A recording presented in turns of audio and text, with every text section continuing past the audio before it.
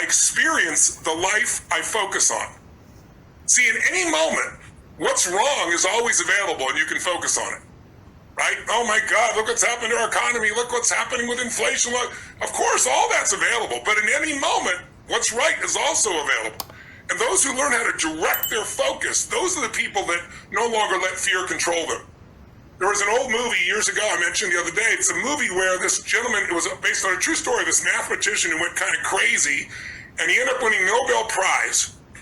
And they asked him, it was a key moment in the movie, they asked him, like, how do you stop the schizophrenic part of your brain? No one's ever done that before. He said, it's really simple. I realize whatever I feed grows. If I feed my fear, it gets bigger. If I feed my focus on what works, I get more of what works, right? So that's really what we've really got to be able to do. And I know you know this intellectually. I do too. I'll tell you a funny story. Years ago, I wanted to learn to race cars. And so I went to this racing school and I got to know the founder of the school. His name is Bob Bondurant. He was a very famous guy in that business. And I said, Bob, I'd really like to, I don't want to just take a basic course. I really want to master this. I really want to drive. I want to be able to drive like crazy. I want to drive competitively. He goes, okay, Tony, if you want to do that, I'm going to take you on a ride you're never going to forget. He goes, get in the passenger seat, put the helmet on, lock me all up. He goes, I'm going to show you what a car can do.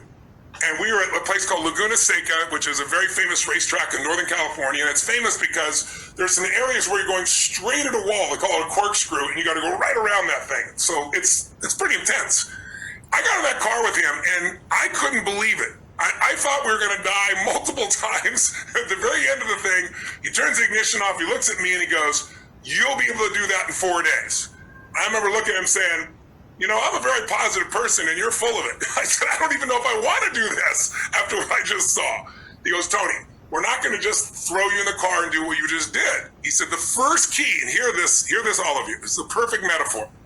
He said, the first key is before you ever try to drive fast, is you got to learn how to drive what's called a spin car. So what's a spin car? He goes, what we do is I put you in this car, and he goes, I'm going to be over on the passenger seat. There's no steering wheel, there's no brake, but I have 4 buttons right here behind my arm at the bottom. You can't see it. And when you least suspect it, I'm going to push one of those 4 buttons. And what it'll do, it'll lift up one of the 4 wheels, and we'll start to spin out of control in that direction. And he said, so this is all you have to remember in life. And please hear me, because it's all you got to remember in business as well. He said, focus on what you want, not on what you're afraid of.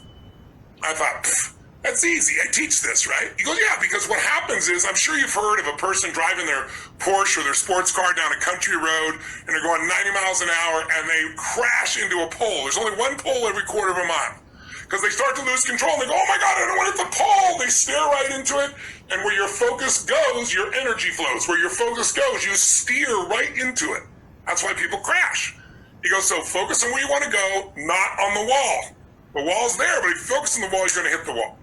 And I thought, no problem, I teach this stuff, right? So then he gets you going. And you know, if you've ever seen a race car driver, I used to think, what could be, that's not like a sport. I mean, that's not like athletic. Oh, it is, because you start going 120, 130, 140 miles an hour, the level of focus, the level of tension in your body, I mean, your whole body heats up, it's intense. And so I'm ready. I'm like thinking to myself, you pull that thing, push that button, I'm ready. Well, does life ever push the button on you when you're ready? You know, right? So sure enough, he watches, and if he watches long enough, there's a moment where you lose just a little bit of concentration. He hits the button, we start spinning out of control. What do? I look straight at the wall. I don't want to hit the wall. He grabs my face, literally shoves my face to the left where we need to turn. Now I'm fighting him because I want to see the death happen. Right? And so I'm fighting him along, but he keeps pushing my head. And sure enough, as he pushes my head and I look this way, I steer this way, the direction I'm looking. And it felt like we stopped, maybe turned 2 inches from the wall. It was probably 3 feet, but my heart was beating out of my chest. He looks at me and says, did you learn? I said, I learned. I didn't learn squat. Because you got to condition it, right, guys? It's like, it's not enough to understand it intellectually. It's like shooting basketball. You know how to do it, but you got to do it over and over and over again, so it's in your body. Till when it's time to execute, it happens.